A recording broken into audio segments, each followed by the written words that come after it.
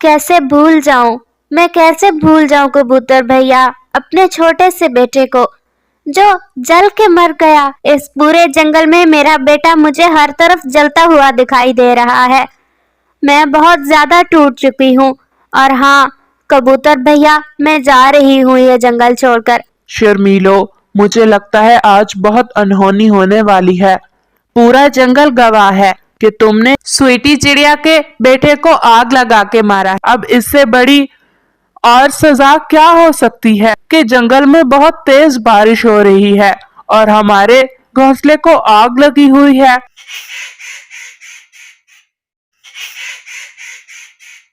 प्यारे दोस्तों, इससे पिछली स्टोरी में आपने देखा कि कैसे शर्मीलो कवि ने स्वीटी चिड़िया के बेटे को घर पर अकेले पाकर उसके घर को आग लगा दी। और इस कहानी में आप देखेंगे कि कैसे शर्मीलो कवि ने स्वीटी चिड़िया के साथ किए गए जुल्म की सजा पाई। कबूतर स्वीटी चिड़िया को अपने घर ले आया था। स्वीटी बहन, अब बस भी कर दो। तुम्हारा बेटा जा चुका है इस दुनिया से।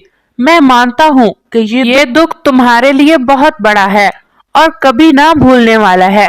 लेकिन स्वीटी आपी, यकीन कीजिए, आपको जीना होगा और हौसला रखना होगा। आपको ये सब भूलना होगा। कैसे भूल जाऊं, मैं कैसे भूल जाऊं कबूतर भैया अपने छोटे से बेटे को जो जल के मर गया। क्या उसकी उम्र थी इतना दर्द सहने की? मैं तो ये सोचती हूँ कि वो कितना तड़पा होगा और उसने कितना पुकारा होगा अपनी माँ को।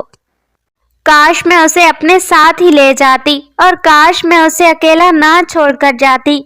वो तो मुझसे कह रहा था कि मम्मा मुझे बहुत डर लगता है, लेकिन मैं ही उसे अकेला छोड़कर चली गई।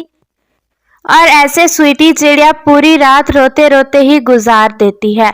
कबूतर तो सो जाता है, लेकिन स्वीटी चिड़िया को नींद कैसे आ सकती थी? उसका छोटा सा बेटा पिंकू उसकी आंखों के सामने जलता हुआ मर चुका था। अरे क्या हुआ है कालू, तुम सो क्यों नहीं रहे हो? शर्मीलो, शर्म करो। हमारे जंगल में इतना बड़ा हादसा हो गया। स्वीटी चिड़िया का छोटा सा बेटा पिंकू जल के मर गया और तुम्हें सोने की पड़ी हुई है। सोचो, अगर कभी तुम्हारे बेटे के साथ ऐसा हो जाए तो। कालू, ये बात आज की है, आइंदा मत करना। मेरे बेटे के साथ ऐसा क्यों होगा? शर्मीलो, मुझे पता है ये सब तुमने किया है। तुम्हें जरा शर्म नहीं आई ऐसा काम करते हुए? कितना बड़ा जुल्म किया है तुमने। तुम्हें कुदरत इसकी सजा जरूर देगी, याद रखना। फिर कालू कौवा दूसरी तरफ मुंह करके सो जाता है। ऐसे ही सुबह हो जाती है। बेटा कुक्कू, चलो, तुम्हें प्यास लगी है ना? चलो हम नदी से पानी पी आते हैं। और फिर शर्मीलो कवि अपने बेटे के साथ नदी से पानी पीने चली जाती है। नदी पर स्वीटी चिड़िया भी कबूतर के साथ आकर बैठी थी। कबूतर भैया, आपको पता है मेरे बेटे को बहुत पसंद था नदी पर आकर पानी पीना, यहाँ पर बैठकर मेरे साथ बातें करना। और तो और वो यहाँ पर मेरे कंधों पर चढ़ के बैठता था और खेलता ही रहता था। मैं तो उसे बहुत रोकती थी कि मेरे कंधों से नीचे उतर जाए। प्यारे दोस्तों, क्या आपने मुझे सब्सक्राइब कर लिया है?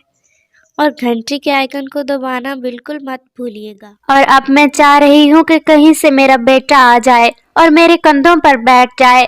मैं कभी उसे अपने कंधों से नीचे नहीं उतारूंगी। पिंकू, तुम क्यों छोड़ के चले गए मुझे? पिंकू। चिड़िया, आप भी हौसला करें। क्या हो गया है आपको? सब्र करें। आप तो बहुत सब्र वाली है ना। मुझे याद है जब स्वीटू जी इस दुनिया से गए थे तो आपने कितना हौसले से काम लिया था, खुद को भी संभाला था और पिंकू को भी। हाँ कबूतर भैया, उस वक्त तो मेरी ताकत पिंकू था और अब तो मैं अंदर से टूट चुकी हूँ। और फिर ऐसे ही वहां पर शर्मीलो अपने बेटे के साथ आ जाती है। अरे क्या हुआ है पक्षियों, कैसे मुंह लटका हुआ है तुम्हारा? शर्मीलो, शर्म करो। स्वीटी बहन का बेटा मर गया आग में जलकर। क्या तुम्हें इसकी खबर नहीं है? हाँ हाँ, पता है। तो अब क्या पूरे जंगल में शोक मनाते फिरें? शर्मीलो, शर्म करो। अगर तुम मेरे दुख में मेरी हमदर्द नहीं बन सकती तो तो कम से कम मेरे जख्मों पर नमक भी मत छिड़को।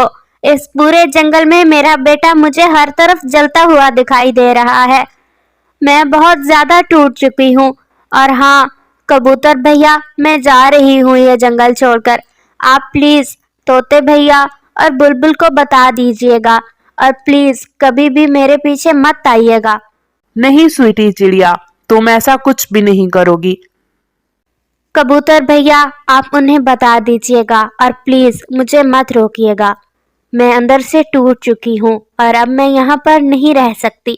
और ऐसा कहते हुए स्वीटी चिड़िया वो जंगल छोड़कर वहां से चली जाती है। तुम्हें जरा शर्म नहीं आई? हम सबको मालूम है कि तुम ही ने किया है ये स्वीटी आपी के साथ।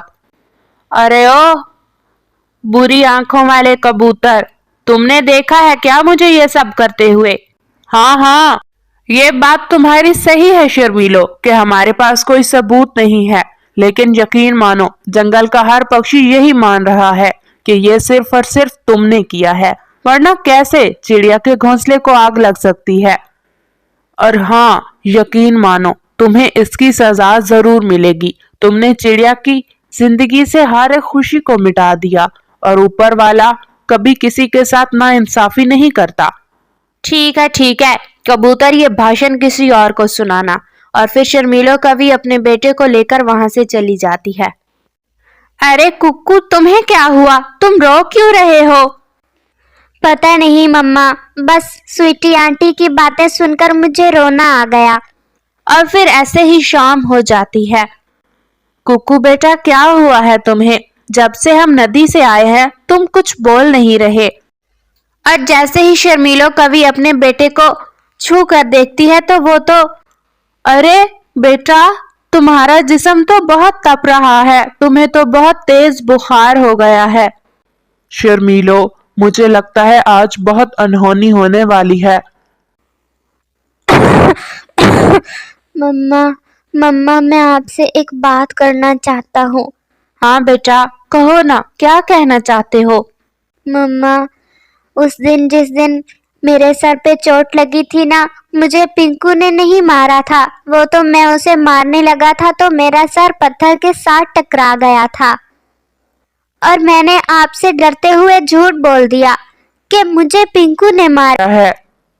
मुझे पहले ही पता था कुकू कि तुम झूठ बोल रहे हो। मुझे पता था चिड़िया आपी का बेटा पिंकू कभी ऐसे नहीं कर सकता, लेकिन मैं खामोश रहा। पिंकू, देख लो तुम्हारे झूठ की सजा कितनी बड़ी पाली पिंकू ने। शर्मीलो, तुम देख लेना, तुमने बहुत बड़ा जुल्म किया है। एक बेकसूर को सजा दी है तुमने, और इतनी ज्यादा सजा कि वो तो इस दुनिया से ही चला गया। ठीक है कालू कवे, तुम्हें तो मौका चाहिए। मुझे कुछ नहीं पता, मेरे बेटे को बहुत तेज बुखार है। तुम अभी मेरे साथ चलो, हम तोते से इसकी मेडिसिन लेकर आते हैं।